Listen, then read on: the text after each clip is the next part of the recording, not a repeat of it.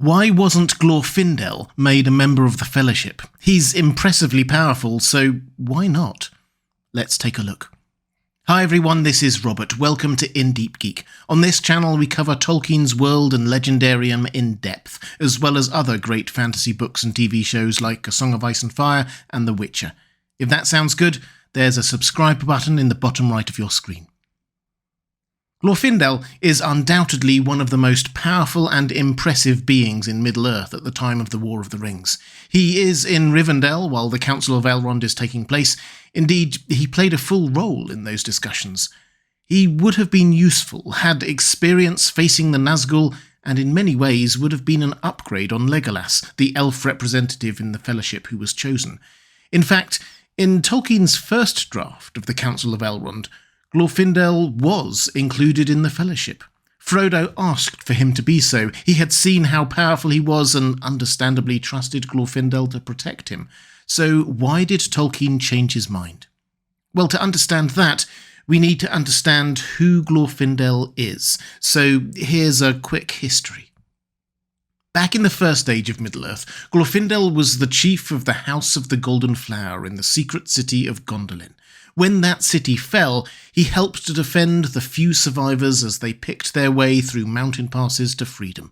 When a Balrog attacked, Glorfindel took it on single-handedly. He killed the Balrog, saving the survivors, but died in the process. The battle was so epic, it became a saying among the elves when talking about great good facing great evil. Alas, 'tis Glorfindel and the Balrog.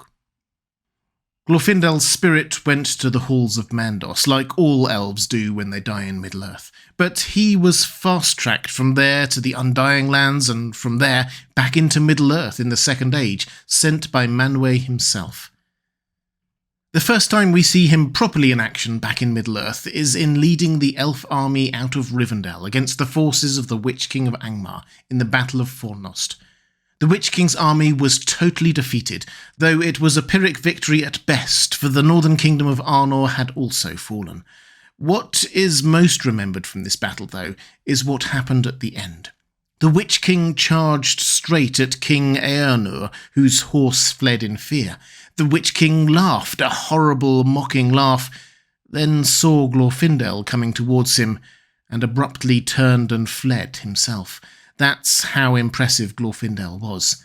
And it was then that Glorfindel uttered his famous prophecy or insight, saying to Eärnur, "Do not pursue him. He will not return to this land. Far off yet is his doom, and not by the hand of man will he fall." We all know how that ended at the end of the Third Age. Now, it's worth noting here that Tolkien's conception of Glorfindel did change over time. It was only after he had written The Lord of the Rings that he finally decided that the First Age Glorfindel was definitely the same person as the Second and Third Age character. So what we're talking about here is Tolkien's thoughts in retrospect at the end of his life, rather than what he necessarily thought while actually writing The Lord of the Rings. This evolution of the lore in Tolkien's legendarium is quite a common issue in Tolkien scholarship. We often portray the legendarium as quite a fixed world, whereas in truth, Tolkien was ever adapting and updating it. Anyway, in The Lord of the Rings, Glorfindel enters the story strongly, meeting Aragorn, Frodo and the other hobbits between Weathertop and Rivendell, while Frodo was dying from the Morgul blade wound, and escorts them to Rivendell. Arwen was given that role in the film, but it was Glorfindel in the book, and we discover later on that before then he had positioned himself defending a strategically important bridge, and his very presence made the Nazgul flee from him and go a different way around. So given all that, why wouldn't you want Glorfindel on your team? The Nazgul literally flee before him.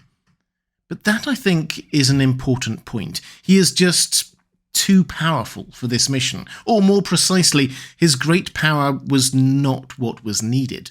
The decision was made that the Fellowship's success would depend on stealth, not on force of arms. The people chosen for the mission would be representatives of the free peoples of Middle-earth, yes, but their skill at arms or in power was not the most important factor.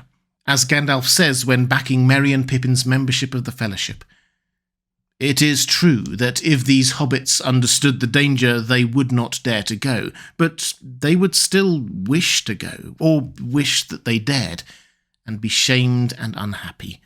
I think, Elrond, that in this matter it would be well to trust rather to their friendship than to great wisdom. Even if you chose for us an elf lord such as Glorfindel, he could not storm the Dark Tower, nor open the road to the fire by the power that is in him. So Glorfindel's strength is actually not an asset here. The things which were needed in that mission were friendship, courage and loyalty, and stealth. Now, I'm not saying that Glorfindel would have been lacking in loyalty or courage, but stealth, well, there's a story there. To most eyes, Glorfindel was just an elf, and yes, that meant that he had all of the sneaky skills of Legolas, but the enemies they faced weren't just on the physical plane. The biggest enemies that the Fellowship knew they'd face were the Nazgul, and although they are tied to the physical plane, they do not exist there. As wraiths, they exist in the spiritual realm. To Tolkien, Middle-earth, or Arda, is not the only realm. It's like there's another dimension laid on top of ours, the spiritual realm, that most people can't see. Generally, only higher or more powerful beings can see or knowingly act in the spiritual realm. I think the films did quite a good job of showing this when Frodo put on the One Ring, for example, and entered the spiritual realm. He didn't just go invisible in the normal realm, he became visible in the spiritual one, and the Nazgul appeared to him as they were, not just faceless black riders, but wraith-like kings and lords of old. This is why Gandalf was so strict about Frodo not using the ring, not just because he was concerned that the ring would get more control over him. He knew that when Frodo wore the ring, he was visible to the enemy, shining like a beacon. Now, the thing about Glorfindel is that he was so powerful, and having been so recently in the Undying Lands, that he also appeared in the spiritual realm. This is how Frodo sees him while the Morgul blade was poisoning him. The whole point of the Morgul blade, let's not forget, is to turn its victim into a wraith, dragging them into the spiritual realm. So this is what Frodo sees while he's on that journey.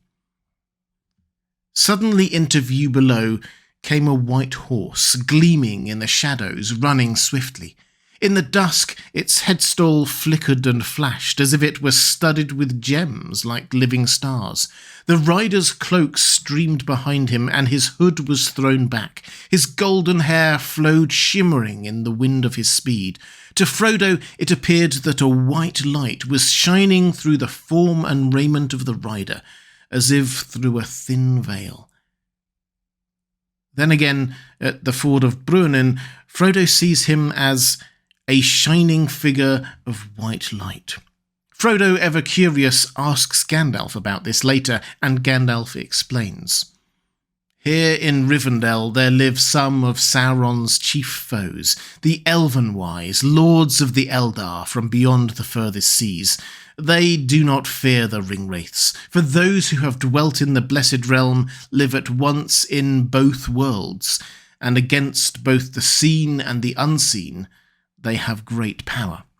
And more specifically about Glorfindel, Gandalf tells Frodo that you saw him for a moment as he is upon the other side, one of the mighty of the firstborn. So, to boil this down to the simplest level, Glorfindel literally shone in the spiritual realm. If he had gone with Frodo to Mordor, Sauron and the Nazgul would have seen him from miles away. Not exactly ideal for a stealth mission. The idea of taking Glorfindel to guard Frodo must have been very tempting. He was otherworldly powerful, and the Nazgul would literally flee before him, but once they had made up their minds that this would be a stealth mission rather than a full frontal assault on Barad-dûr, Glorfindel would actually have been a liability. His power and strength had its limits. He could not single-handedly fight his way to Mount Doom, and everyone important on Sauron's side would have seen him coming a mile off. Glorfindel is one of the most powerful and wonderful characters in The Lord of the Rings, but if he had gone with Frodo to Mordor, there is every reason to think that the mission would have failed. Sauron would be defeated not by great power, but by the humility, love, pity, and friendship of hobbits. If you'd like more videos about Tolkien's Legendarium, then please click on the playlist link on the left of your screen. Or to support this channel, the best way to do that is to click on the link to my Patreon page on the right of your screen. That's all for this time. Thanks for watching. I'll see you again soon.